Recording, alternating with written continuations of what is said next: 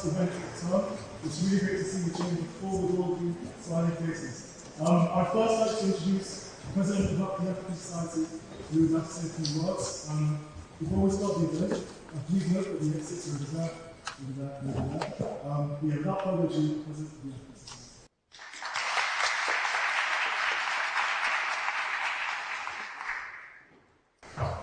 Hi everyone.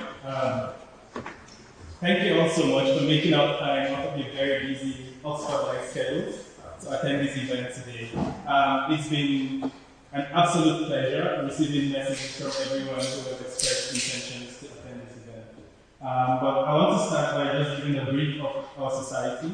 So the Oxford African Society basically is the body that helps you to see things from an Africanist perspective in Oxford. As a student here, you can attest to the fact that most of the rooms you enter, you might be the only black person there or something like that. So that's why we actually need the kind of society that we have.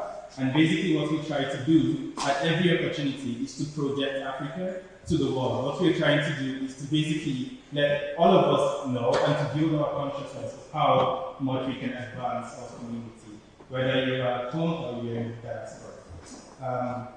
Today we are having this really nice talk. We call it the trends and prospects of Nigeria's economy and its implications on the wider Africa's ecosystem. As you all know, Nigeria is quite pivotal to Africa's economy. With a population of over 200 million people, you would understand that that's where the heart of the market of the continent is. We've had good times and bad times in Nigeria as a country. Most recently, we've been having quite some challenges with respect to security issues, educational challenges that have been reflected in things like the strikes by the lecturers, infrastructural challenges, healthcare challenges, and all of that. What's very critical at this point is that Nigeria is at a point of transition. Now, by transition, what happens is that there's usually an orderly transition of power from one government to another. All the candidates, all the contestants that want to actually take over the reins of power in the country have now come out to tell us that this is what we want to do. And what we're trying to do here is to sit down with some of these people and highlight what exactly their plans are and how we can all contribute to it. Now I'll go back to what Oxford University and what the entire community here is.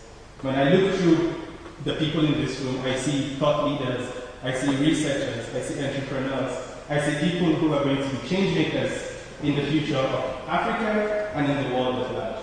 And that's the reason why we are having this conversation today.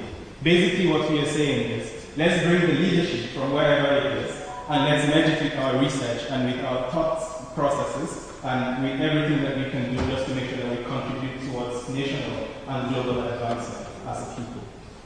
And that's what's going to lead us to what we're trying to do today. So today we're going to have Mr. Peter Obi. He is a front-running candidate of Nigeria's presidential election happening in February 2023. Mr. Peter Obi has got some plans, but the thing is, at this moment, Nigeria, like I said, is challenging. It's a few things, including infrastructure and all of that. And so what we want to do is to, one, listen to some of his plans, listen to the ideas that we're trying to crystallize, and listen to the things that are hopefully going to change the country. But in addition to that, and as an addition to what we have been seeing in a lot of other places, where all the candidates just go and they interview what are your plans, what do you want to do, and all of that. What we want to do is to also bring in our own perspective into these conversations.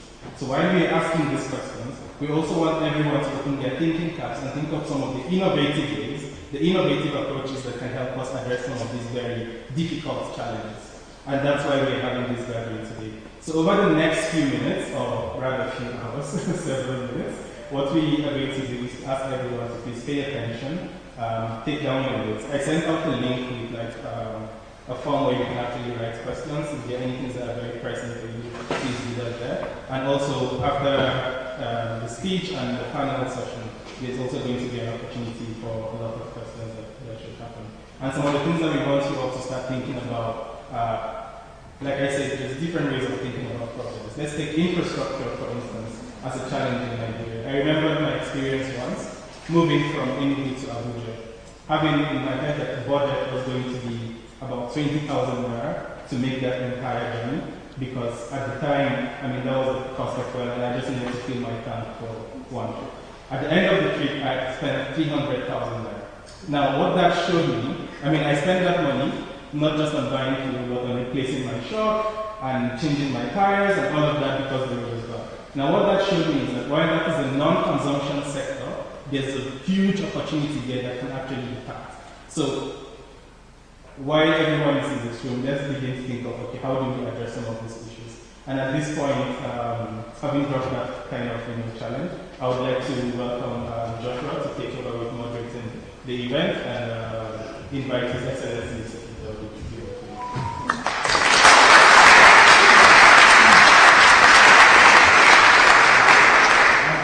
As the President mentioned, I am the Treasurer here at TV, and it's great to be involved in this event. Collaboration with the African Society is something that's very, very important to me. On to the main event.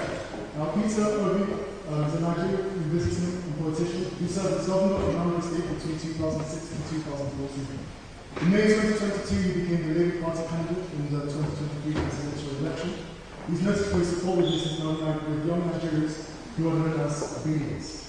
Without further ado, it's an honour to welcome His Excellency, Mr. Peter Obi.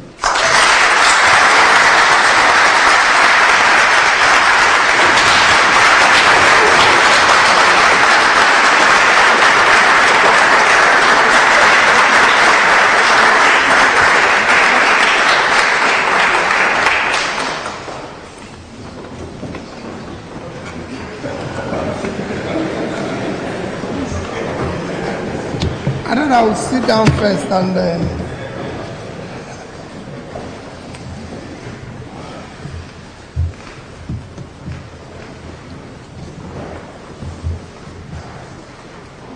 you just welcomed me without telling me what to do next. Let me very respectfully stand on all due protocols. Mine is a very simple one. When I heard the president was talking and he said there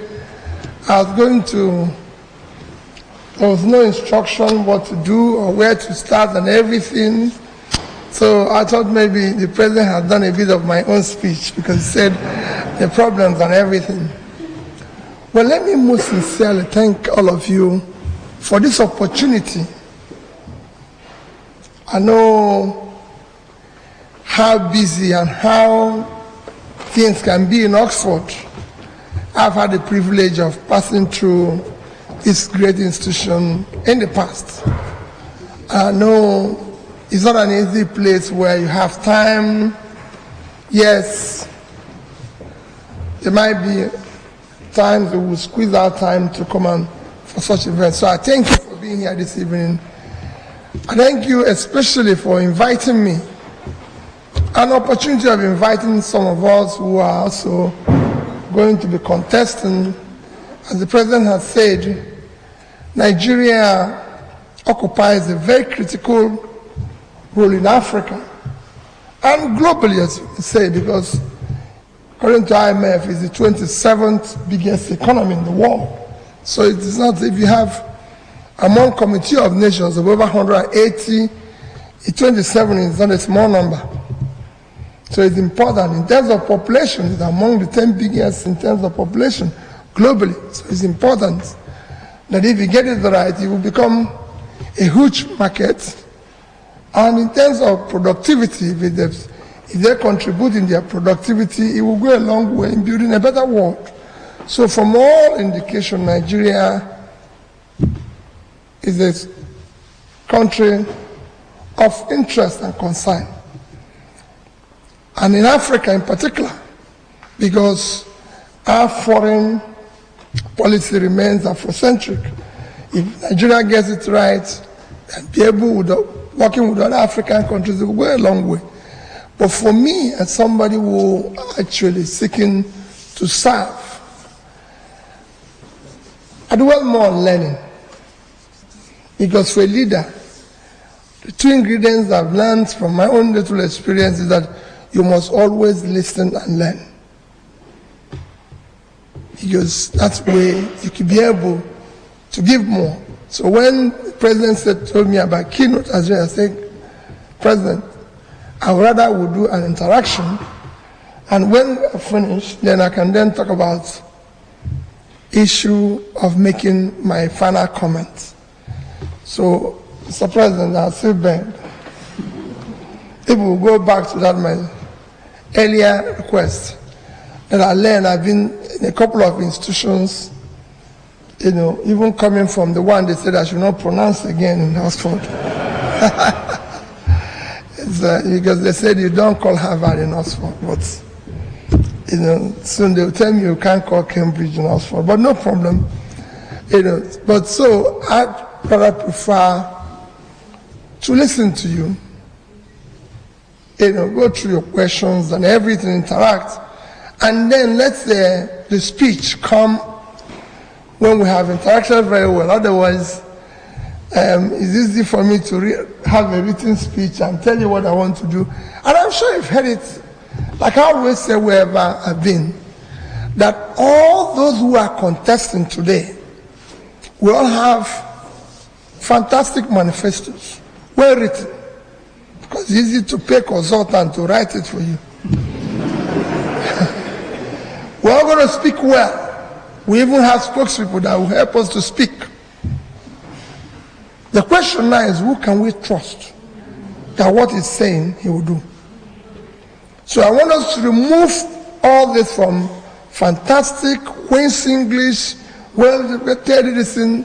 In fact, whenever I go to places, and I thank you for that introduction, whenever I go to places now, they insist, we want to read us your CV. I said, don't read it.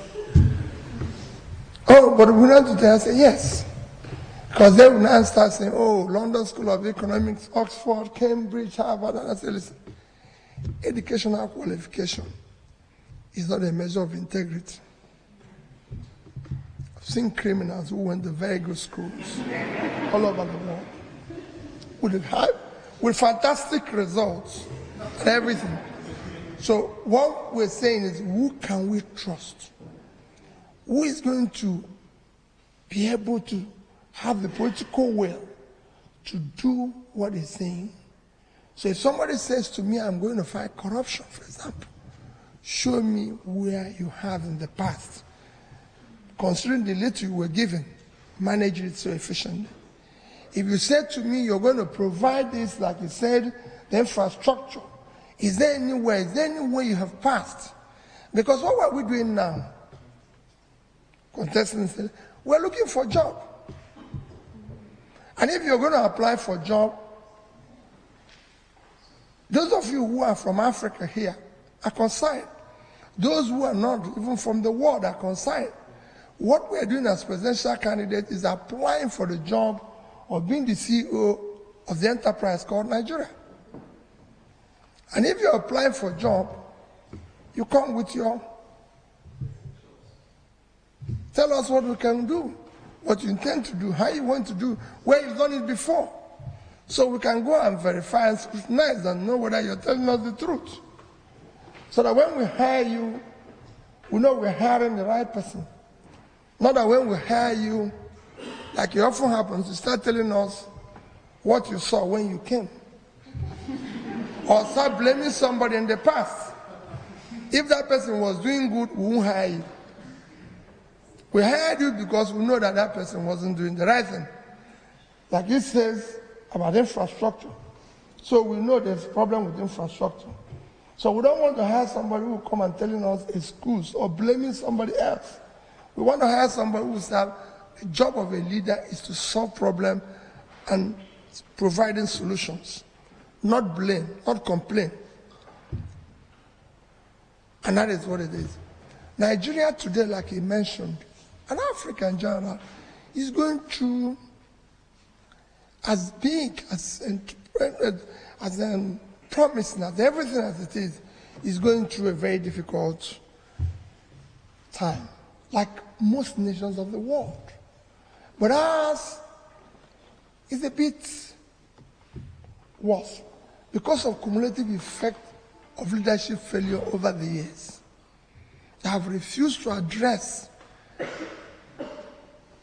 the critical areas of development, and that has accumulated into what we're seeing today. People complain every day, oh, this is happening in Nigeria. Talked about security, talking about infrastructure, talking about this. There's no country that will not go through what we're going through today if they are going through our phase. We have today several millions of people, the highest actually, in one nation living under poverty. That is actually in sub-Saharan Africa, is we and Congo. So we have millions of out-of-school children. We have huge unemployment, especially youth unemployment. The unemployment today is about 33%, 35%, with youth unemployment component of it about 60%. You can't have it. Even in this UK today, if you move unemployment in the UK today to 15%, none of you will be here. That I know very well, and I told them that in America yesterday. I said, so it's a simple thing. If you have youths in there with all their talent, very energetic, doing nothing, you're going to have crisis.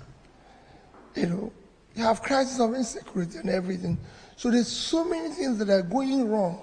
So for us, is what is the solution to solving this? How do we start dealing with this? How do we start solving it? And that is why I said, yes, I can give you a lecture on this and everything, but in interaction, we'll be able, to listen to you, learn from you, tell you some of the things I think we can do to solve it. And some of the things I will tell you, I might be wrong, and you can tell me what is better, and I'll take a note, because that's the only way to go. But I assure people that I have a commitment to bring in purposeful leadership that will start addressing these issues aggressively, decisively, and people can see it. I want to be able to tell people, we're going to go out there, whatever we're promised, whatever you're seeing in our manifesto, whatever I'm promising, you will see it being implemented. It will be visible, it will be measurable, so people can say, yes, we met unemployment at 3%. And we've been able to bring it down to this. Not that we met it and we're trying to say, well, this has happened, or start blaming anything for what. No. We want to be able to say, well, listen, when we came in, this is how much power we can generate and distribute. This is where we're going. And everybody can see it. It'll be measurable, no stories and everything. And I have to show evidence where it's been done in the past. So when you hear people, let's start with interaction. Let your team start. I'm here. I'm not in a hurry. Thank you. Thank you very much.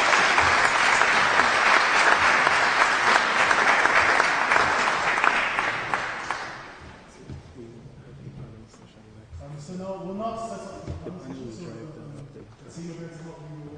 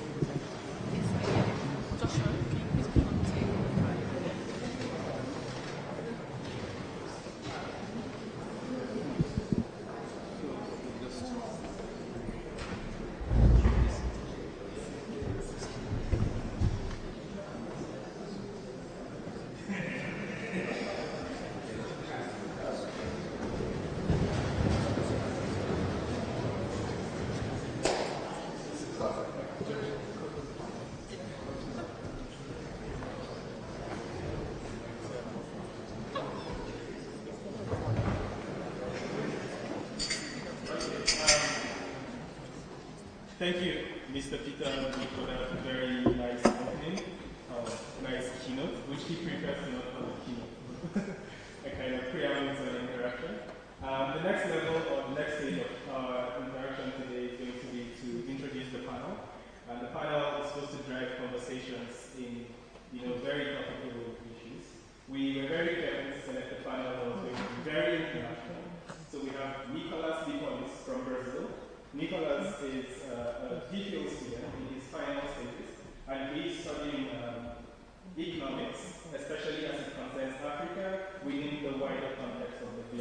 A lot of studies on China-Africa relations and things like that in the political economic space. We have Azamati Ebenezer. Azamati is from Ghana. Fun fact is that Azamati is my predecessor. He is past president of the South Africa Society. A very brilliant individual, one of the smartest I have seen. Azamati is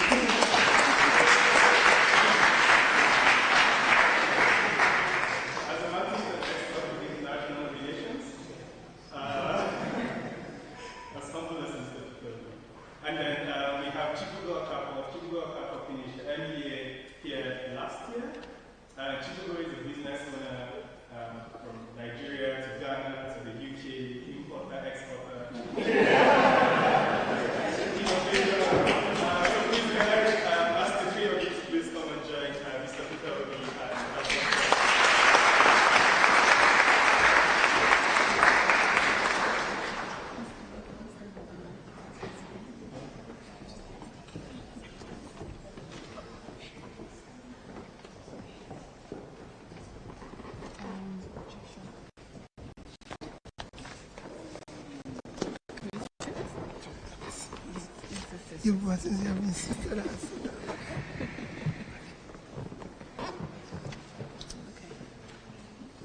So thank you very much for joining us, Mr. Peter Obi. I think just drawing from your keynote speech, it's really nice to hear, I think as the youth in this room, leadership that is willing to listen and learn, which is quite different to our experience as Nigerians and also wider Africa.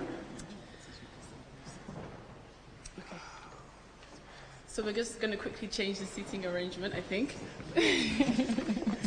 sorry for So that the main character is in the middle. Okay. So it is nice for us to be having you here today and discussing these many topics. So we're going to range from security and conflict, the macroeconomic situation in the nation. I think as a first question, we wanted to kind of look at the MSc, the small medium enterprise space. So as mentioned, I'm an entrepreneur, and as a youth and a female, I'm not alone. 67% of youth are entrepreneurs in Nigeria, of which 43% are women. And so with the very many difficulties between last year being recorded as 131 out of 190 for doing business in Africa, and you yourself being a businessman, you know that there is a very, very many hurdles towards doing business. So I think the question really is, the very many reforms that have been put across and said to be implemented, but they're not being implemented, the rising diesel prices, the infrastructure that we have listed. What exactly are the solutions, or some of the solutions? Can we have some insight into some of the solutions that you think these MSc, small medium enterprises, can stand to benefit from you? Well, number one is to understand the position of MSMEs in context of development or a nation. The greatest contributor to economic growth in any nation, even in the Western world, is this sector. It is the engine of growth of any nation. In fact, it's more visible, it becomes more visible in a developing country, because this is where you have the bulk of your young people who are starting business, who are innovative, who are creative, who have everything. This is this sector. And I can't think of any economy that can survive without it. Like I said, in a developing world, if you use countries after, let me maybe choose a number of developing countries that can compare with Africa, Nigeria in particular, because of the large population. You think of about Indonesia. MS means in Indonesia, actually, in terms of employment, is almost 90% of the people that are employed in Indonesia is employed in this sector. It contributes over 70% of their GDP. In the biggest economy, in terms of the second biggest economy, I know America is the biggest economy, but in terms of productivity and biggest economy, today you can call about China. In China, MSMEs contribute about 60% of their GDP, about the same in productivity and employment. China have 800 million people employed. MSME does about 60%, which are 540 million. In urban areas, it's even higher. And the same thing is what they contribute in their revenue. If you look at the budget of China, which is, last time I checked, it was about 4 trillion annual budget, out of which 3.2 trillion is from tax. 50% of that comes from MSMEs. So you could see their position. That is the position that we need to aggressively tackle in Nigeria. And you said there have been a lot of programs. You know, when I was talking here, I did say that we're not short of well-written programs. We're not short of well-written manifestos or documents. Then you will fill this place. If you want to fill in Africa, we have well-written programs in Nigeria and everything. But what is lacking is institutionalized institution to drive and implement these so-called beautiful policies and programs, and the political way. So these documents are written, signed, and everything, and nothing happens to it. I'll give you an example. Africa, Nigeria in particular, was signatory to Millennium Development Goals in the year 2000. The United Nations sat down and articulated what they can call a visionary agenda for developing nations. All the nations of the world signed it, including all the African countries, Nigeria in particular. This was supposed to, the first phase was from 2000 to 2015. China went back to China and mainstreamed this agenda into their development from local, regional to national. And in 15 years, from year 2000 to year 2015, was able to pull 439 million people out of poverty. India put 207, and so was Vietnam.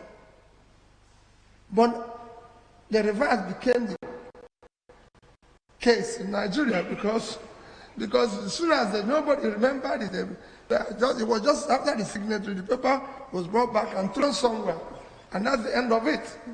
So Africa created more poor people, threw more people into poverty. What did they do? That's where MSME came in. They supported MSMEs, small businesses, entrepreneurial businesses, and everything. So, what we are going to do, ask, is that is a transformative, purposeful leadership that is committed in doing what it says, walking the talk and saying, we're going to do this. And I can give an example. I've done it in a small way as a governor of the state. When I came in and said, our first problem is education. Because when you're talking about development, to which MSME comes in, you talk about development, you talk about HDI, Human Development Index. And these are three components of it. It is health, life expectancy, education. Very, very critical. Number one for me is education. Number two is education. Number three is per capita income. These are the three things. So when we started, we adopted this NDG, I said, this is our goal. Strategize how we're going to deal with it, starting when education, because everywhere I go, people talk about building infrastructure, even as President was talking. The first infrastructure you need to build is the human infrastructure, because that's what drives all our infrastructure. If you don't put your resources and money into education, forget it. Because it is when you educate the people that they're able to build the other things. You can't start building anything without education. So when we started, we said, listen, we can't take this. Our schools must change. We must change everything. It must happen and all that. And we're number 26, 27 in Wayaka Neko. You can go and verify. By 2011, 12, 13, we're number 1. Because we decided this is what we're going to do. And that's what I said here, that it will be visible, it will be measurable.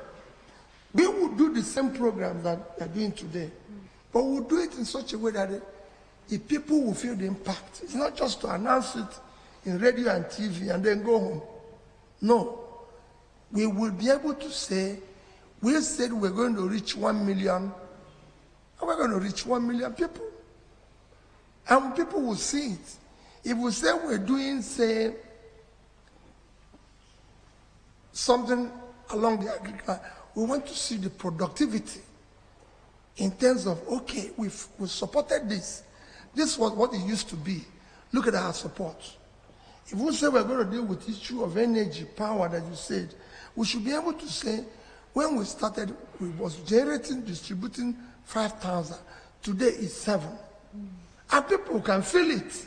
Not just saying it in TV and saying it, arguing with everybody. You don't need to argue. If you say, if there's no power here, if you bring power, you don't need to tell people. As governor, people used to tell me that we do it. I said, people are passing the road. They know the road was not here before. So why are we going to spend money to commission it again? The people who are passing the road know the road is not here before. People know the schools have changed. So they don't need to say it. I was at an event yesterday, and Chimamanda told a story of how he met a student, a senior prefect, and the senior prefect told that as a student, she had my phone number, and they thought it was just for the sake of it, but that the young girl showed her test exchange between her and the governor.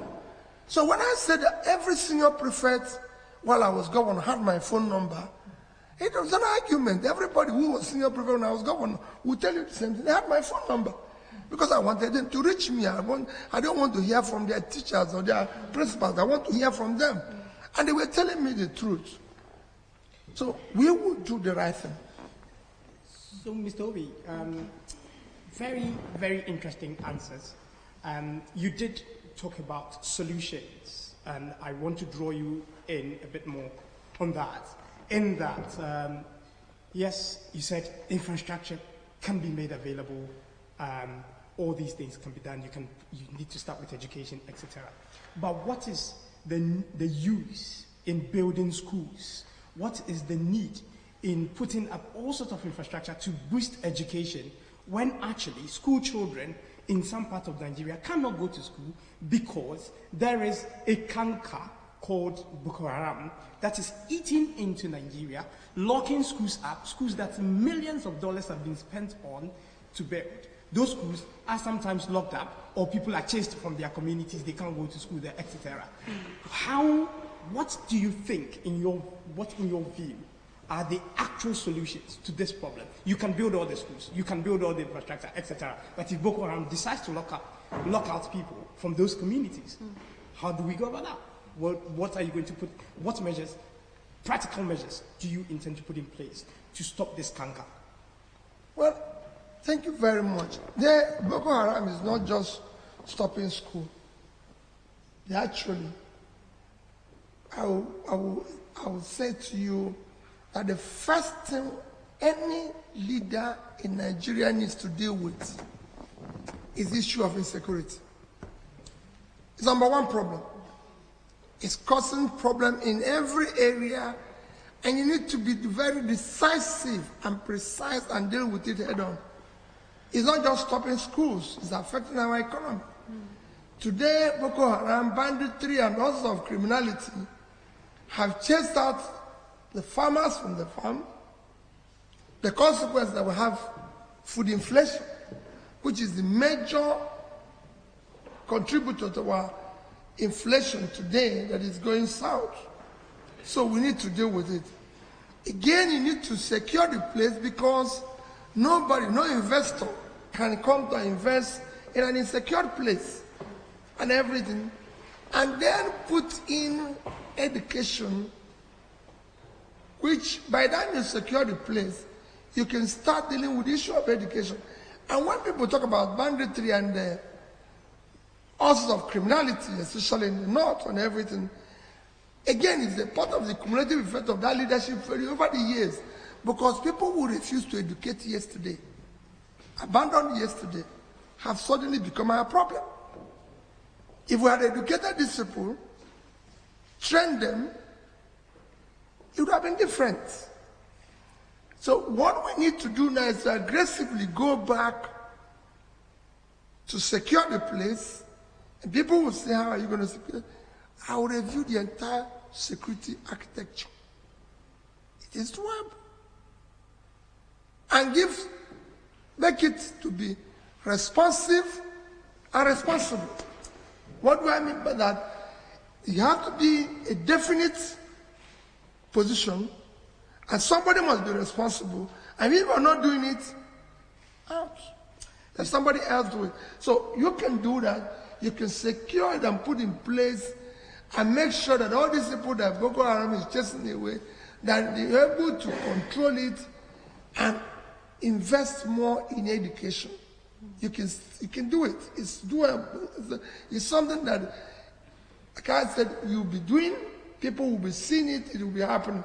Yes, Mr. Obi, and I would maybe add this one on, and then Nicholas can come in with a question that is a follow-up to what I'm asking you now. But if you look at the Nigerian budget for 2021, $4.8 billion was assigned the defense sector, which was a rise of 14% of the previous year's budget. That was $4.3 billion. Yet the Nigerian military and the entire security architecture continues to bemoan the lack of resources as one of the major reasons for which it is unable to tackle the insecurity problem in Nigeria. Interestingly, there also seems to be, there may be a lot of ironies in Nigeria, but one of the biggest ironies for me is the fact that Nigeria's security institutions, especially the military, performs incredibly well in international peacekeeping missions around Sudan, Liberia, Sierra Leone, mention them. However, it comes to Nigeria, and then the army commanders are like, no, we can't do this one. And I ask myself, how are you able to do so well in other people's country, but in your own country you cannot do anything?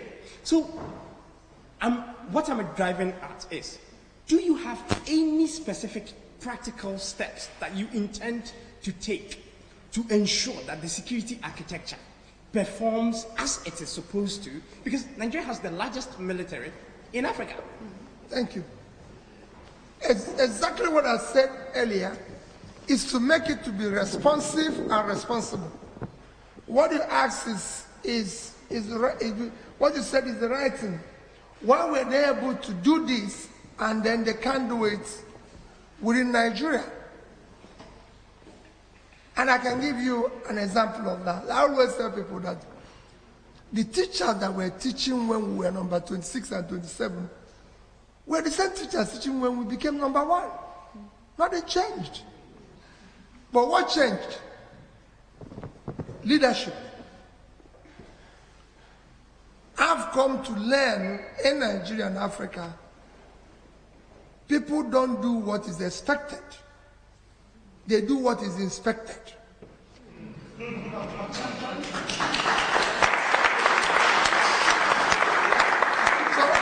on top of it. I'm not going to give it. So, it's not a question of telling you, go and do this. Yeah. Because that's what we did in school. I said, I'm going to visit all the secondary schools. Don't tell me you're doing this. What happened? We changed the funding of the schools. We had a situation where here is federal government from UBEC, they're giving us money. You are the state, I'm local government, he is school. So they said, this money will come to you, then you give it to me, then I give it to him. And I said, no, it won't happen. Why can't this money go from here to here? These two people, out. Their job is supervision. They said, no. They're supposed to supervise. I said, listen, this man is the person who needs the money, yes. Our job is supervision. So why are we touching money? They said, no. It's financial guideline. I said, please, let this money go from here to here. So we can do our job as supervision, and all of us. Yeah. It was a debate. Schools were shut down for months. Eventually we agreed. But because we are no longer, because that's what happens that when this money leaves here, by the time it gets there, it's far less than it was supposed to get. So when we removed this toll gate, more money came here, and because we're not benefiting with it, we became very, very aggressive in our supervision, so that we were sure this man won't chop it as well. So our job, people do what is expected. And I assure you, it will be different. I don't want to comment about the huge budget you said. Yes, it might not be, the budget might not even be enough, but that little one must be supervised and made to be productive. Okay, thank you, Mr. Obi.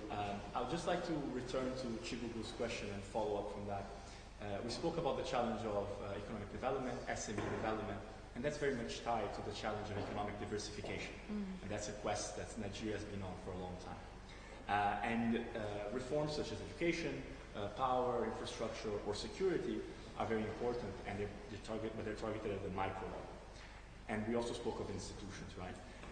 And so the flip side of this coin is also thinking about the macro level and the institutions driving that. And one institution that's been very active in the field of economic diversification for the past few years is the Central Bank of Nigeria.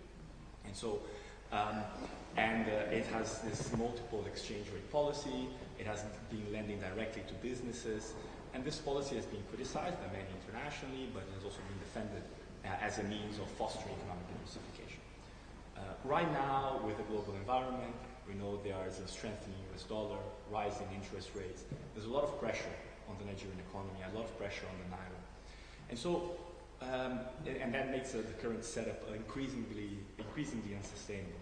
So I'll be interested in knowing if, once elected president, what would you do from the macroeconomic perspective to promote economic diversification in Nigeria, while at the same time keeping economic stability, macroeconomic stability, which is a big challenge for the country, especially with regard to the Central Bank of Nigeria and its role in all this? Well, let me tell you why it looks as if Central Bank of Nigeria is not involved in even lending directly to businesses. Is failure of the fiscal responsibility. You know, it's like you're in a football game and somebody is not playing his wing very well. You find somebody playing his wing and another person's wing. That's what the central bank is doing today. If this physical space is doing the right job, central bank won't be doing most of the things. They would have focused on the monetary space where there should be. On what you said in terms of diversification, there's enough, that's what I say, there's enough policies already. What you need is to ensure that these policies are implemented strictly as it is. First, just like you said before, to drive this process, you need to have a great environment with certainty of policies. Not that you say this today and do this tomorrow. No. People need to have certainty that this is what it is, this is what is going to happen and everything. You mentioned issues of exchange rates and all this and everything and what the CBN is doing today. Let me deal with this without even looking at broadly what we're going to do. There's no other way. First, I'll tell you what is affecting the exchange rate in Nigeria. Is the fiscal rascality and the country not being productive. if you have a productive country, which I'll later explain, you export, you earn the dollar, and you exchange, you stabilized. It's simple. There's no other thing to it. And if you have a physical rascality where you are printing money for subsidy, which I have mentioned everywhere, as for me, it's organized crime. So you're throwing money away, and you have massive corruption. This too is creating wealth without enterprise. Yeah. And they're chasing this. Wealth must come with enterprise. Yeah. There must be productivity. So if you say, when they were describing her, they said she's a businesswoman who owns business. And listen, nobody wants to see her doing very well, living well, without an office, without a daytime job. That is what you don't want to. Any country where public office holders, politicians are richer than business people, forget it. Yeah. So we need to deal with that. And that's what I'm going to reverse. And that's what I know, that it is doable, it's reversible, so that you can bring all these talents. You know, you're from Brazil. Are you? Yes, sir. Thank you. What we're going through today, even the criminality and everything, was there in Brazil in the past. You had all the problems. But look at what is happening in Brazil. The more you put people out of poverty, the more you bring stability, peace, your rate of exchange. They're simple. No, thanks. Yeah, and there's a lot of parallels to be made. The poverty and the security issues are very tightly linked, as you expressed very well. And also another challenge that's shared by Brazil and Nigeria and many other economies in Africa and Latin America is dependence on one resource, on natural resources, for example. And you mentioned in your answer, you spoke of the importance of exports and of the importance of the fiscal situation. Right? And like it or not, the main export of Nigeria is still overwhelmingly oil. However, it seems that Nigeria is unable to make the most of its oil wealth. We see, since last year, we've seen high oil prices. But nevertheless, Nigeria has its fiscal deficit is still very high. Oil production keeps falling. There's security, there's governance issues. And at the same time, high oil prices are reflected in higher fuel subsidies. No. And so I'm interested to know, what would you do to make sure that Nigerians, ordinary Nigerians, make the most of their vast oil wealth that the country so has? Well, you know, the reason why we had a situation where you can't see or compare anywhere in the world where there's high oil prices and we have huge deficits. It's very simple. We're the only OPEC country without the only OPEC country, apart from Venezuela, with sanction, that is not meeting up our oil quota. The reason is because of oil tax. And they have said it everywhere. Oil in Nigeria is being stolen by people in government. Nobody can steal oil. It's not a sweet. You can't go into grocery shop and steal something and put it in your pocket and go away on your back. You can't steal oil like that. For you to steal oil, a ship has to come into your territorial waters, load the oil. And no ship can go into a nation's territorial waters without the approval of its navy. And you load it. For you to leave, you have to have approval. And everybody knows where every ship is on the surface of the earth. It's something that's recorded. So, if somebody is able to take away oil, there's a high-level connivance between external and internal people who have organized for the oil to leave. And you can even trace the oil to where it is offloaded. So it's not something, it's not an easy thing to steal. It can only be done officially. And that's it. And again, it's worrisome because if you take an amount of money that we're losing, when we need, again, look at our exchange rate, when we need every dime, we're losing huge amount of money, even when all the money won't come to us. I always tell people about what happened to us in July and August. We're operating a high level of budgetary deficit in between year January 1st of this year and about 30th of April. First 4 months, our revenue was in the region of about 1.6 trillion. Our expenditure is about 4.7 trillion. So we had a deficit of almost 3.1 trillion in terms of naira. But in 2 months, I said it might not be, all the money might not be coming to us. We had shared with our partners. We lost almost 2.83 trillion within these 2 months. In July, our oil production was, on the average, 1,083,000. Our quota is 1.8. So every day we lost 717,000 barrels. That's what we didn't produce. So if you take it in 1 month, it was about 22,227,000. At an average price of $110 per barrel in July, it was $2,445,000,000.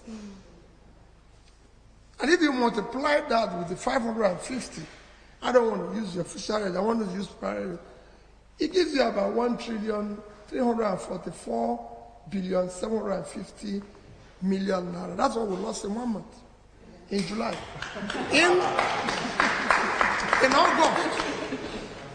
In August, that situation was worse.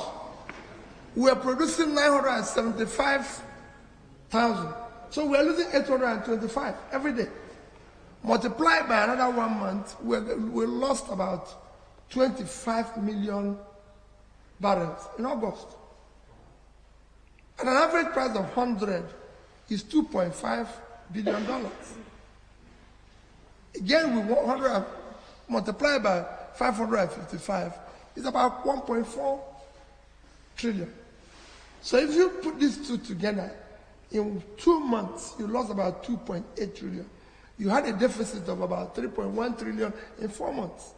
And you're not, so aggressively, we're supposed to pursue this and consider that we need every dollar now.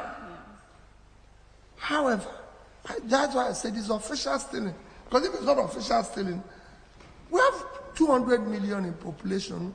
We have about 60% youth unemployment, which is about 20 million youths don't know where the next meal will come from.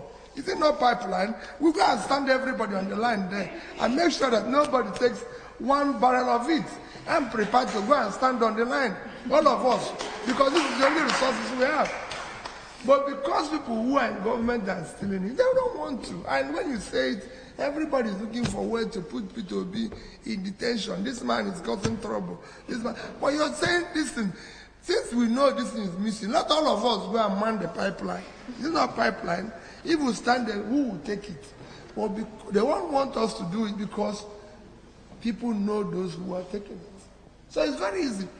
But even with that, there's so many other things you can do that when I say we're going to move the country from production, from consumption to production, oil for me is very minor in what Nigeria can do. It's the least of our problem in terms of productivity. Today, we live on a vast land. Nigeria today, just like Brazil, Nigeria today is, we're living on about 925,000 square kilometers of land, 200 million people. Our exports last year, you are 250 million. Our export last year is about 10% of your export. It shouldn't be, because we have vast uncultivated land. Yeah. I usually go to a particular state in Nigeria, Niger State, we have a huge fertile land, and it's about 76.3 thousand square kilometers of land. Niger State, they can feed themselves, they can do anything. I always compare it with, say, Netherlands. Netherlands without water is about 33,000 square kilometers. So Niger State is 2.5 times Netherlands. Netherlands last year did an export of $120 billion. And Niger State is waiting to share money from oil. And what they get is 4 billion. What they get is 4 billion a month, which in a year they get 50 billion. If they were able to feed themselves and do just 1% of what Netherlands did, in a land with winter and everything, if they're able to just do 1% of it, is $1.2 billion, which if you multiply it, the rate that we use today is 650, they will have about 750 billion, 5 times their budget, but they're waiting for 50 billion. So that's why I said we must move the country from consumption to production. There's a lot Nigeria can do. We don't need to wait for oil. With Vietnam, with half of our size in population, which is 100, they are 100 million, we are 200 million. They live on a third of our land. Their land space is 331,000 square kilometers. The total export last year is about $312 billion. Ours in official rate is about $47 billion. And if you use the real rate, it's about 30. We can't be doing 10% of what those with a third of our land, half of our population is doing. And what did they export? They exported electronics, manufactured goods. They exported clothing. What is in clothing? Wait a minute. We have food tellers that are doing very well in Nigeria. They did this $32 billion worth of clothing. That's twice what we earn from oil. The footwear, they got even more money from footwear than we did in oil. So forget oil. For me, I'm not going to focus on oil. I'm going to focus on how do we get this vast land cultivated? And it comes to what it's going to do. We're going to put money in it. We're going to put everything, power, money, in hands of the young people. We have energetic, talented youth that can change the world. But nobody has supported them. Nobody has cared about them. Instead, they are being called all sorts of names and everything. They tell you, oh, they are doing some kind of criminality or the other. That brain and energy they are using to do all those things, if you reverse it, they use it for something positive. I'd just like to pick up on the point you made about young people and the point made about ability to corruption in terms of the law. Nigeria has an incredibly young population, and there's an even younger population in the diaspora. People like me who grew up in the UK, Nigerian heritage, but grew up in the UK. How would you encourage Nigerians such as myself to reinvest into Nigeria, and how can you encourage trust in the government? Well, very simple. If you're talking about let me deal with what you mentioned about corruption. There's nothing difficult in fighting corruption. I'm not a saint. And nobody is. We're all just trying to. But I always say to people, if the principal person, which is me, for example, is not stealing, or you reduce your greed, because often it's not just stealing, just people steal what they don't need. So you reduce your greed. Because when somebody starts owning houses all over the world, it's madness. Yeah. Because they don't need them. So, if the principal person is not stealing, your family and those around you are not stealing, you reduce it by 70%. Because you are going to approve what they will steal. So if you're not taking, nobody will take it. That's one thing I can tell you. I was governor of a state for 8 years. In that 8 years, I will show you something that my head of service wrote.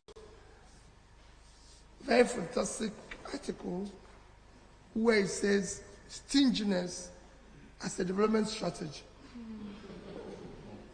If you're not stealing, in the 8 years, we didn't owe one supplier.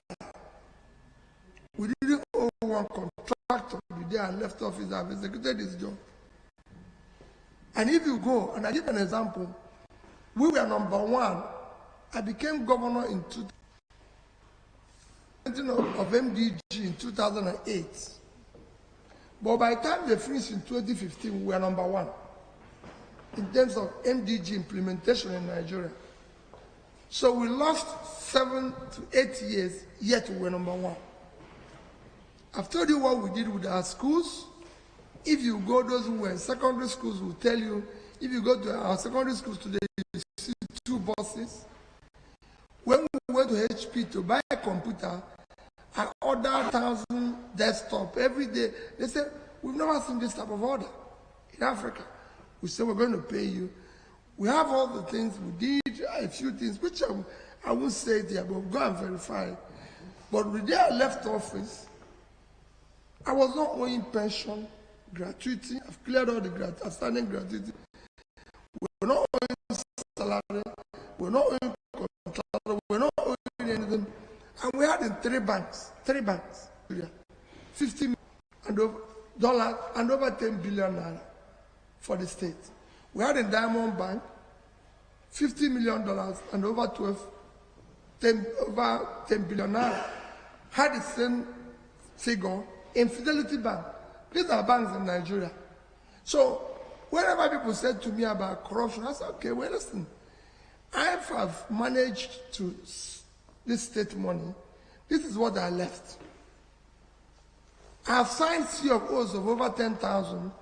I have no single land belonging in Anambra State given to me directly or indirectly. I'm not saying I'm a saint, but I'm saying let us start. He wants to, he said she will fight corruption. Let's know how she managed the last money we gave her. I know how you manage the last one we gave you. That's why we say, okay, this person can manage it better, or is less greedy. I lived in the UK before I became governor. It was from here that I went to Congo. I always tell people, where I live in the UK is where I live till today. It's not changed. I declared that house and I live there. And also, when people talk about the education and everything, I always tell people, because I went to these schools on my own, you know, I came to George School here, and they managed to put my name as their alumnus and everything. And because I interact with a lot of people, and I know, I see them talk when one of us goes do something, but I say, listen, hey, I was in State School here, I was in George School, I was in Cambridge and all these things. People often wonder me, if I'm just, by the way, they said, Peter, why did you go to all these schools? I said, well, I just wanted to know whether there's something in their brain that is not in a normal brain, so I went to all the schools so I can get more. So, but what I'm saying, because I passed through them, I'm also very careful. If anything goes wrong, and they put my name here, and the whole world will read it. So what am I going to tell myself? Why don't I just restrict myself and do what is right and go home in peace? So what am I saying about corruption? You can control it.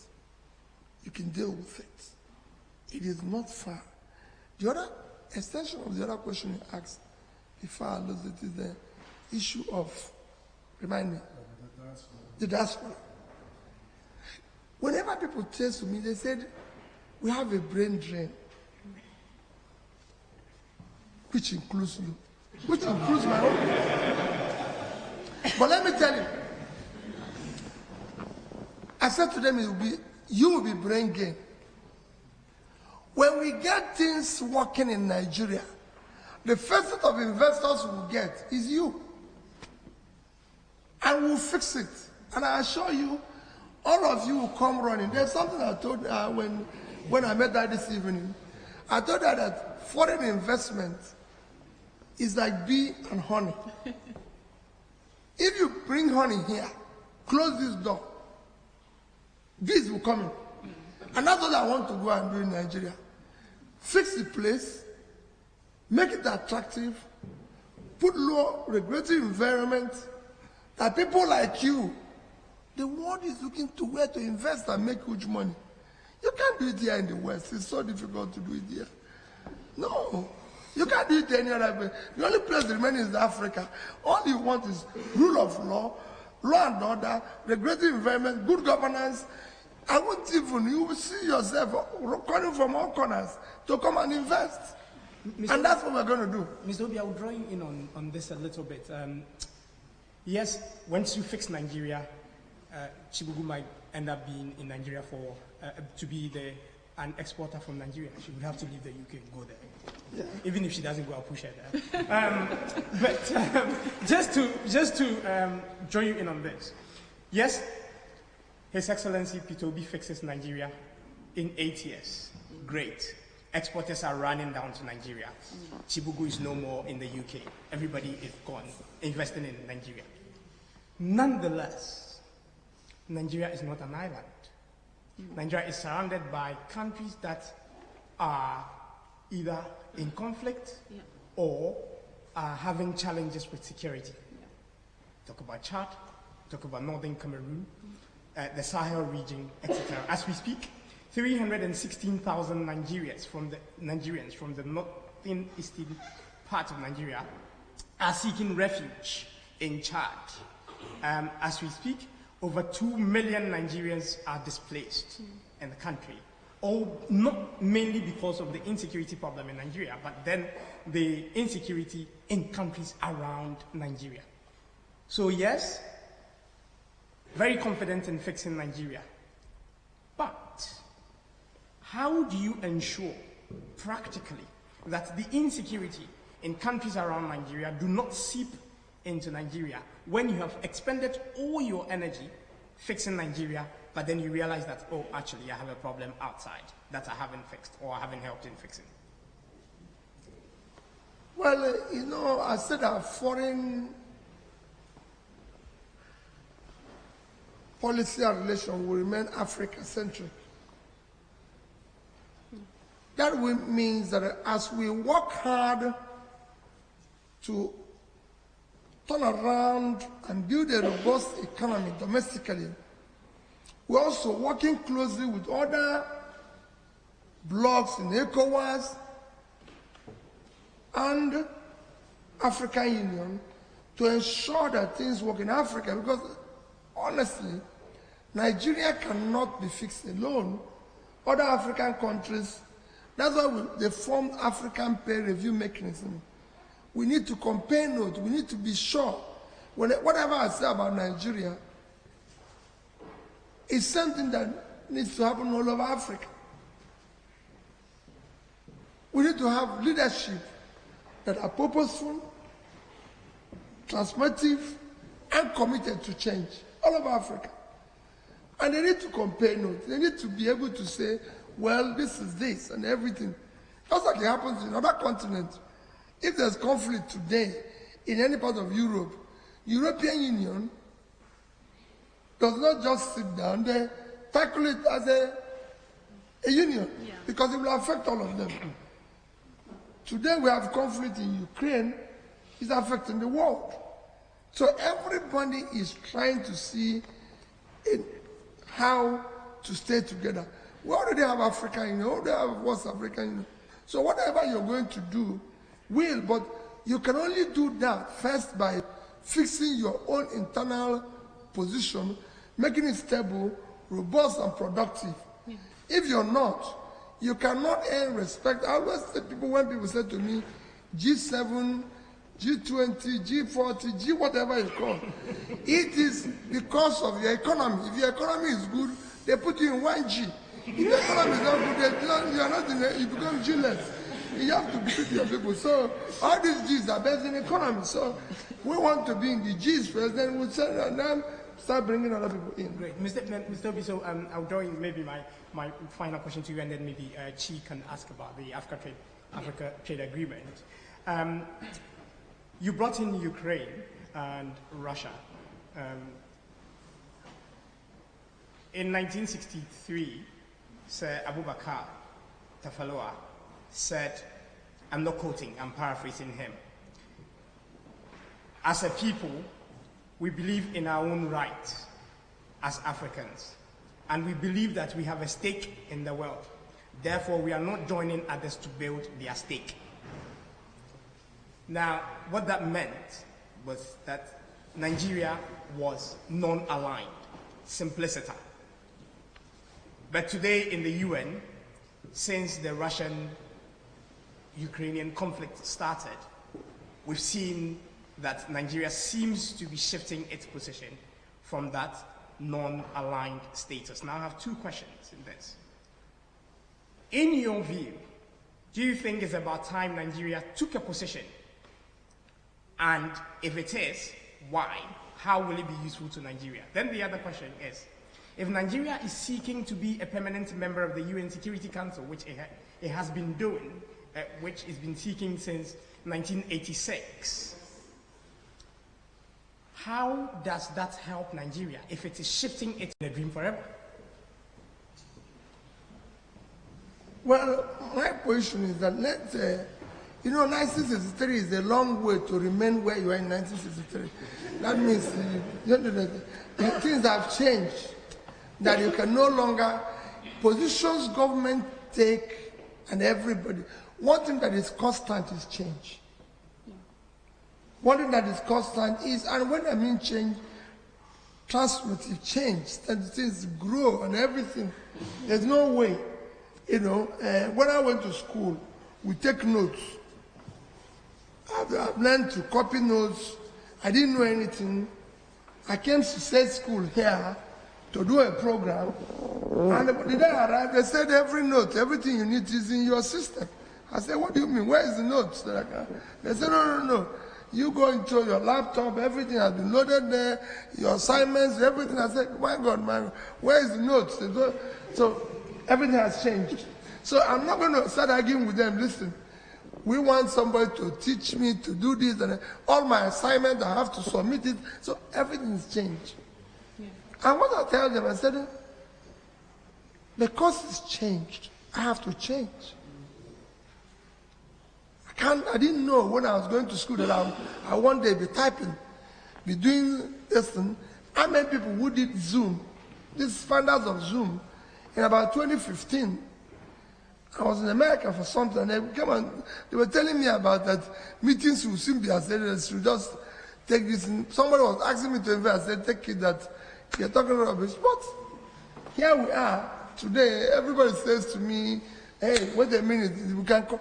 So the world is changing. I cannot say today because instead of having Zoom meeting, that I want to see people physically, because we used to see physically in 1970. No.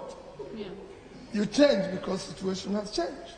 So Nigeria has changed. When you talk about where we are, for me, issue of Ukraine and Russia, I'm of the opinion that it should be dealt as aggressively as possible through dialogue. I believe. We only have time for one more question, so okay. We'll move on to the African trade. Okay. Well, just in line with change being constant, the recently signed African trade agreement, looking at Nigeria, the African Regional Integration Index, we scored quite poorly. There's poor trade integration within the African nation. Nigeria's largest trading partner is China, and I think about 3% of imports coming in from other African countries. How do you plan to foster, multilateral trade with other African nations so that when you have, refined or reformed those internal structures within Nigeria, Africa at large is able to benefit off of that as well? You see, inter-trade within Africa is very critical for Africa. Yeah. In terms of trade today between continents, within every continent, Africa is the lowest. Yeah. It's far, I think, about 5% or so. Every other continent, Europe is over 60%. Mm. In South America, in America, North and South America, is almost 50%. In Asia, it's almost 40%. In Africa, it's 5%. So, for you to do that, it will help the overall Africa. Africa today is a population of about 1.4 billion. the entire Africa. With a per capita of about $2,000. You need to trade is at the heart of turning it around. Africa today needs to grow its GDP to a minimum of about 10 trillion. It needs to increase its per capita to twice what it is today, which is the minimum average. You can find in other continents that are talking about. Of course, in Europe is about 30,000 for the whole of Europe. And you look at the productivity and intertrade, it will surprise you. It's a continent like Europe. Europe is the total of about, the total population is a third of Africa. In terms of land size, it's the same thing. But in terms of trade, intertrade, and everything, they're about 10 times or so. There's gaps. And these are things you can do in order, when Africa intertrade, when Africa becomes productive, it will go a long way. After is something I will embrace. The reason why it is as if Nigeria is dragging their foot in after is because we've not fixed our internal position. Yeah. So when you have not fixed the internal position, you don't want to. It's like when somebody says, oh, let's come out for competition. You say, no. I'm not prepared, because you need to train your own team and be ready for the competition. But the other person is saying, okay, let's come. So we need to fix it, and doing it is not rocket science. It's something you can do. If Nigeria today can increase power, production, distribution, I can assure you just power. If you deal with this one physical asset, for every 1,000 power you add, you could add probably, for every 1,000, half to 1% to your GDP. So you can aggressively pursue this.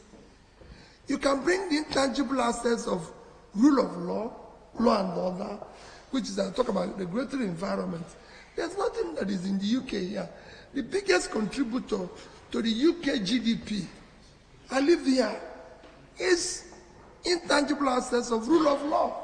Because you're sure that if I buy a house in Oxford, or I invest in a property in Oxford, if I do anything in Oxford, if anything goes wrong, there's a place I can go and complain, and somebody will listen to me. If somebody sells land to me, or seller says to me, or I buy a company, I'm not going to have problem. Nobody's going to charge me for power that I didn't use. Nobody's going. So everything has to be. If you bring all these small bits, which are intangible, you change the place. Thank you, Mr. Bishop. Mr. We're going to move on to audience questions now. So please raise your hands and I will call you. Wow. We only have, I thought we were finished. Should we start? we only have, Wow, gosh. So many we questions. don't have long to ask questions. We only have 10 minutes. So please keep your questions short, and if you stay, if you can, please stay. Please keep your answers brief as well. So I look to Bishop, please project as well. Okay, thank you, Mr. Peter. My name is Adebisi Adebisi. I'm studying for Master in Public Policy at the University of Oxford. We know that leadership is different, and you have communicated so well to us today your dream about Nigeria. If elected as president of Nigeria, you cannot do it alone. One set of people that we have continued to overlook in question to make a change in the country is civil service. My question to you is, what is your perception of the civil service in Nigeria today, and how do you want to work with civil service to achieve your dream for Nigeria? Thank you. Thank you.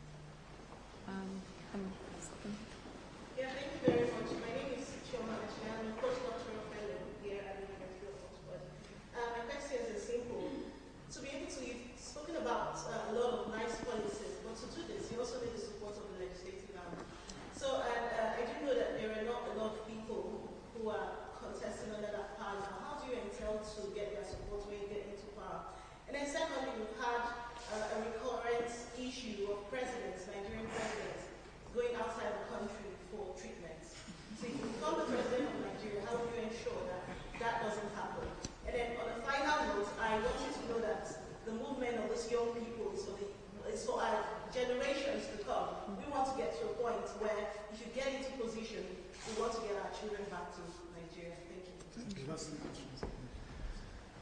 One more person behind you. No, maybe. Okay, I thought it was that. Yeah. You can go. Please, go. Axel. Thank you very much for the opportunity. Unlike many of the people seated here, I am actually a student from the University of Edinburgh. I'm studying social and my name is Mr. Masaru. My question to you, Mr. Peter Obi, is actually hinged on something that you just said. I was going to ask the question, but I found something to connect to in the course of your speech earlier. And it is about corruption, about the fact that what we need to do to address corruption in Nigeria is to reduce it. I slightly disagree with that because apparently almost every politician in Nigeria would of course want to have tarred roads, good infrastructure, bring a couple of legacies to be proud of. But we tend to think that we can actually do the bare minimum and still survive. And at the moment, what Nigeria needs is not just a reduction of corruption or a reduction of greed, but rather somebody who would just not expect anything. Now, I'm sorry, going back to 2019, there was this conversation around how you invested part of funds from Anambra State in companies that you were somewhat associated with, or companies that you were extended family had an interest in. Now, it's very difficult to understand because for independent readers and independent thinkers, it would be difficult to see Mr. Peter Obi as this saint that he is being portrayed as. Now, I would now want to ask you this question. The problems that we have in Nigeria are not just economic. We also have social problems. Sometimes the insecurity problems. So what's your question, sir?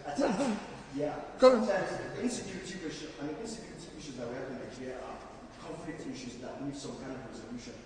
And without trust in a political leader, who, for example, in 2019 saw no problem in investing state funds in companies that had interest in, how can you address these social problems given the kind of questionable public image? Thank you. Okay. Well, let me do this 5, and I'll start with his own. Let me tell you, when they asked that question in 2019, did you get my answer? Yes, but I wasn't satisfied with the answer. What answer did I give? I said it's false. It didn't exist. Yeah, you said you invested in a lot of companies. No, that I said it didn't exist. Which company? And I give you an example. We invested in a lot of companies. For example, we invested maybe in, say, 10 banks. I'm just giving you an example. And because I'm a shareholder in one, they say it's a company I'm interested, I have interest in. It's like somebody told me yesterday, they said you didn't do anything, you just saved money. I said, I wish other leaders didn't do anything and kept our money. Yeah. We would have been we would have been so happy today. But we didn't see the money, we didn't see anything. So, the investments, let me give you a typical investment which anybody can say, I was involved with a family, or my family is interested. We didn't invest money in it. And investment was minimal. We put land.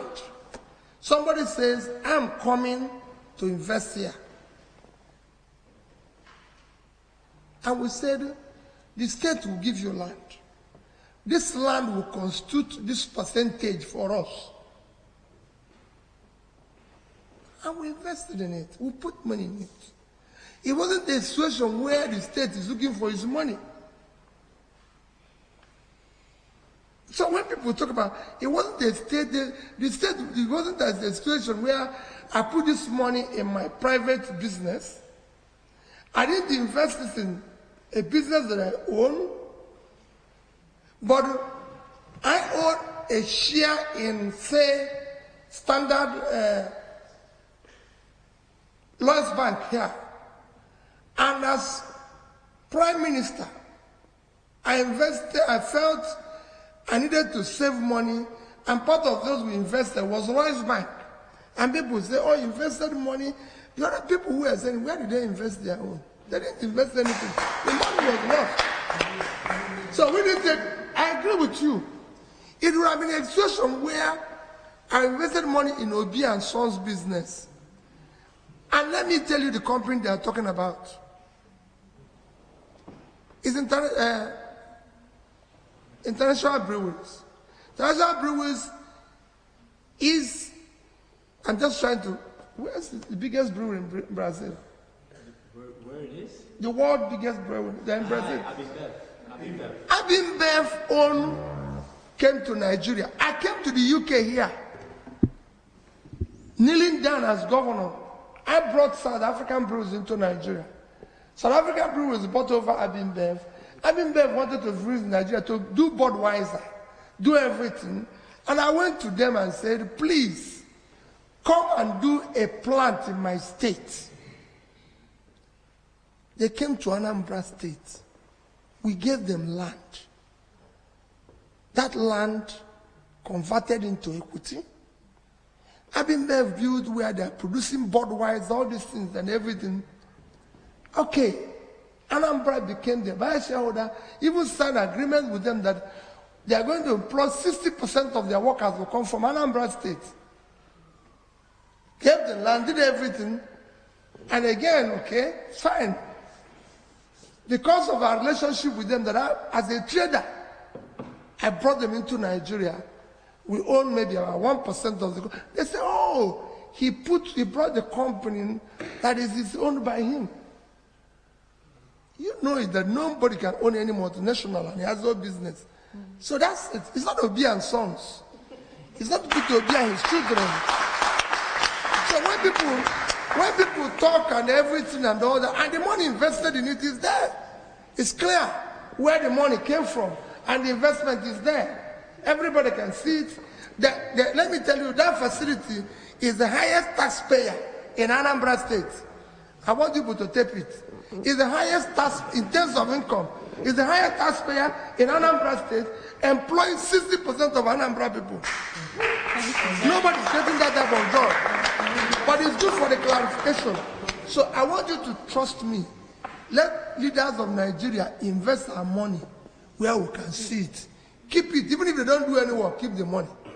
Even in religion, I'm a Christian. In Bible, somebody didn't, they said, the man said he would have kept his money if he knew he was a wicked man. At least he can find his money. Thank you. We'll move on to the next question. Please. Thank you.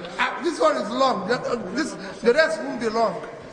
You know, on medical tourism, I can tell you, issue of medical tourism, as governor, I have not had the opportunity of traveling out for most times, quite frankly, when people talk about medical tourism, it's not as people make it look. For me, people in government don't know. We have fantastic doctors locally. I live here. I had the opportunity of going to hospital here. But I can tell you, I've never been to hospital because I'm usually not sick, you know, but I've had it. But I've had cause of having a very minor, yes, because when I told them I'm going to stand here, they said, oh, everybody has to sit down. I prefer to stand, but I've had cause to have a minor procedure here. But what was shocking is that the doctors here didn't know what was wrong with me. It was doctors in Onitsha who said to me, you need to do something about this. Just remove it, if you can't now. And I came here, I saw doctor here, and he said, look at what they told me. He said, yes, we can do it. I said, okay. He referred me to somebody else, who is again, a white person. He said, yes, we can do it. I booked for hospital, ready to do it. The day I went into that hospital, guess what happened? 2 black people turned up. No longer the doctors were telling me, and the 2 black people, one is from Imo, one is from Ondo State. So We have not enough doctors. We have people who can do these things at home. It's psychological. Let me not say everything that make people say, oh, want to go to this place, go to that place. Some of those places we are going, we have better home, but we need to improve. Yeah. By improving it, people will stay back. In issue of legislative arm, let me tell you, the legislator in his constituency, there's criminality, there's issue. You can work with them, and that person who talked about civil servant, I'll tell you the same thing. The civil servant, I said here, are the same thing. You can do what is inspected, and they will. I showed something. Can I have my phone? I told you something. My head of service for the first 6 months. You know, when I became governor, within the first 6 months, I was impeached. They threw me out of office. Because they didn't understand what this man is trying to cause. And everybody was happy with it because, hey, I was a driver carrying passengers who have since passed their destination, and the only thing they can do is to remove it. But I always show this. My head of service, uniquely, very uniquely, I'll tell you, very unique, wrote something that is when I started this journey. My head of service is one of the best trained people, a son of a famous judge in Nigeria who was respected. And when I came into office, every day she was there crying, people are not happy with you, people are not this, because of what we're talking about, civil servants. The civil servants are not happy, they want to go on strike, they don't want to, oh no, what is this man? Where did they bring this man from? This man is here causing confusion all over the place. So were legislators. Not one came from my party. So I was working with parallel people, and everybody was complaining. And that was the basis of my impeachment. Because they said, whatever I wants to do, it was cutting costs. I was saying this cannot happen, but I'll show it to her. Look at her name. My son Ngozi Meliform, head of service under Governor Peter Obi. Look at the topic. He said, can you read it out? Stinginess as a development strategy. Stinginess of them. So while I was shopping every day, everybody was complaining. But what happened? After 1 year, I started paying off the gratuities they were owing. Started paying off the pension they were being owed. They were everything, and they were, where did he get the money? I said, it was not your money that I saved. Because when I came into office, the office of the governor was consuming about 30% of the money. And I said, no, we'll bring it down. Education, 10%. Health, 10%. Road, this. By the time we see resource allocation based on IMDG, office of the governor was left with 4%. So I needed to chop off everything. Governor of Anambra State does not need a lodge in Abuja. He doesn't live in Abuja. No. We don't need a presidential lodge. We don't need this. We don't need this. They had even, like in Nigeria, they have what they call office of first lady. My wife didn't contest the election. Nobody voted for her. It wasn't part of it. So why are we going to have office? Two of us are very close. I said, okay. She knows me and my wife are like this. When she's looking for me, it's my wife that she looks for. I said, since two of us are one, let's hold one office. Let's close down this one. So save money. And that was why we found money. But that didn't go down well with people because they have office advisors to the first lady and everything. You're advising somebody who have no office, no nothing, everything, just to create confusion. The civil servants will do what you want. So is legislators. When you put things and you're doing it transparently and everything, like she asked a question now, there's nothing wrong with the question he asked. I said it here, I'm not a saint. But I have shown considerable evidence that this is what I did. Those who are claiming, where did they leave money? Who are they owing? So let everybody come and tell us what is done. And then we'll take it from there. Thank you. Thank you. Unfortunately, that's all we have time for today. Mr. Obi, I'd like to thank you for joining us here at the Oxford Union. I'd also like to thank the President of the African Society for joining us. I need to do the But yeah, thank you everyone for coming. No. He's going to do his closing speech. We will have the over. Of course. Yeah, no, he's going to do his closing speech and then we'll close. Well, let me start again by thanking you for this wonderful time. Basically, what the appeal I'm making and as I go around, I said it at the beginning, that there's a lot of us who are applying for this job to be CEO of this enterprise called Nigeria. I thank you for inviting me. And I know you've invited other candidates as well. And I want you to give them opportunity of coming to be with you the way I was with you today. Listen to them. Let them not send delegates or representatives. When people campaign here, I actually in America yesterday, when Obama was talking, was he speaking through spokesperson? No. They said no. When Liz and everybody, all these people were campaigning, they come through spokespeople? No. So let everybody come physically. Tell you what you will do, take note. Because what happens in our place is that, so you can tape in. What happens in our place is that people come, tomorrow he says, I didn't say it, it was my party or somebody who said it. We want to listen to them what they want to say. Nobody goes for interview. All of you go one day looking for a job. Nobody's going to go for interview for you. You go physically yourself. So we are now looking for a job. It must be a physical appearance. If they like, let them even do it through Zoom. But they must be interviewed directly. But I prefer that they come here. There's enough way to come here.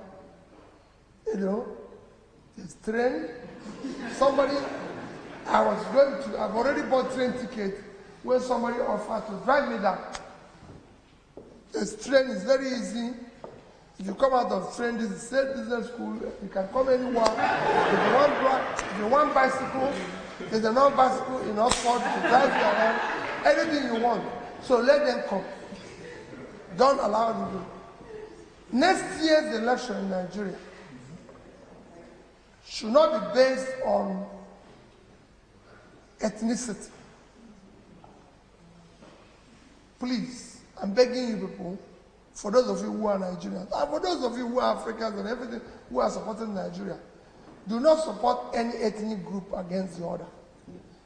There's no ethnic group in Nigeria that buys bread cheaper than the other. They are all suffering. There's insecurity everywhere. North, south, east, west. You here have the capacity in your own little way to contribute. The society will keep him quiet and allow them to abuse today. Will only do one thing. You want to come back. No, you can't come back because there's no place to go. I want you to come back.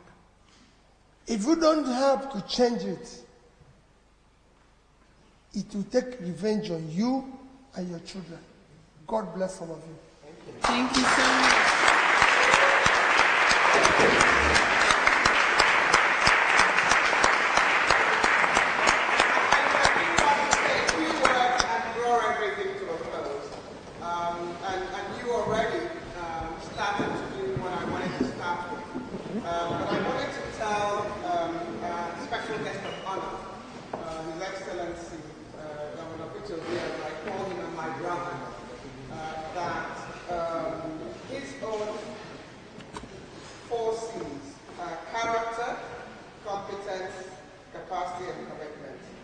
I've been very public about my own 4 C's: the character, competence, compassion, and courage. And many others have their 4 C's. So I'm absolutely honored that you have demonstrated in the short time that we've had together through practical examples some of what you will do to tackle the challenges of a great nation, Nigeria, so that it can realize its potential, so that so that Africa can realize its potential, and so that we can truly have a world that does work for everybody. But I just want to add that there is one other attribute which I would like people to see that you've shown, which is E for energy. I don't know how you do it. Because I think you traveled to 4 or 5 cities in the US. You were in Nigeria on the 2nd of October, traveled to 4 or 5 cities, and these are commercial flights. And you arrived today in the UK and in Oxford at 3:45 p.m. So you've got an absolutely amazing energy.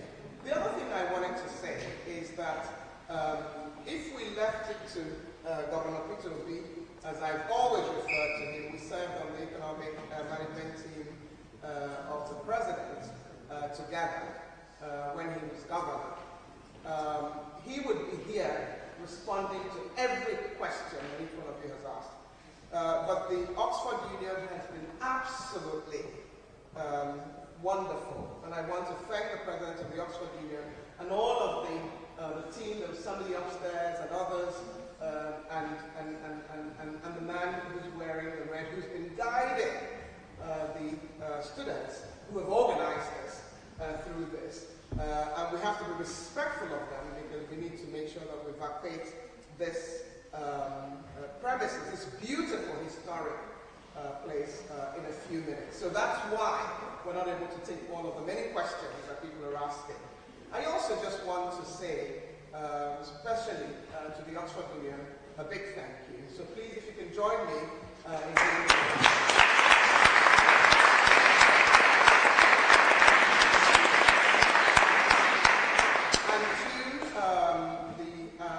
Society, particularly the president, Emeka, the past president, who was one of our panelists, as a matter, Amaka, a past president of the society, and many of you who are the African Society members, for pulling this off. First, for having us be in the verified group, the Oxford community, who has hosted an amazing, phenomenal African leader, who is intent, not for private gain, but to see change happen in Africa, happen in Nigeria particularly, and happen in society. So thank you, Emeka, to you and your colleagues.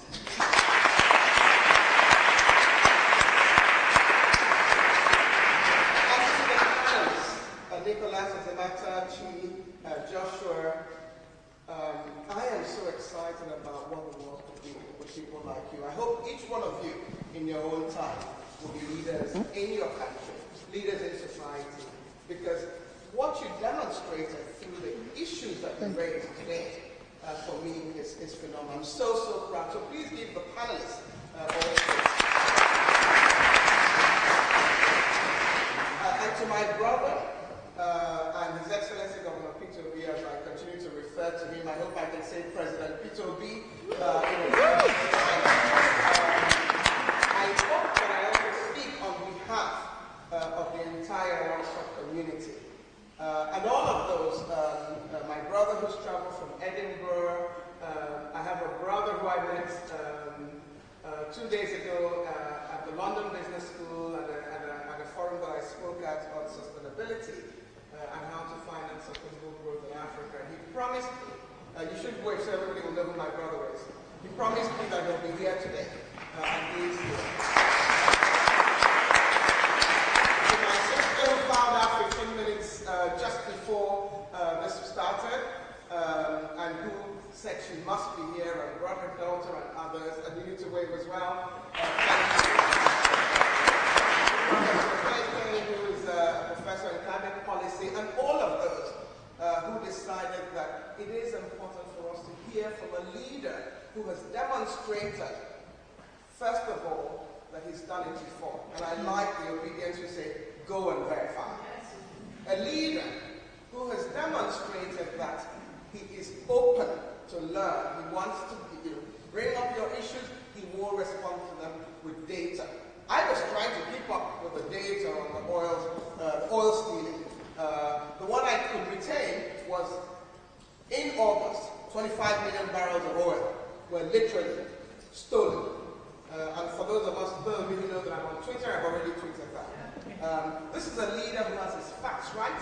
This is a leader who has done it before. This is a leader who has shown us practical examples of what he will do on day one. So all we can do, sir, is to wish you well and to pray that a leader like you who has compassion, who has courage, will succeed in leading a nation like Nigeria, which is so important to society. I do want to then say, please join me in applauding our special guest and also applauding yourself.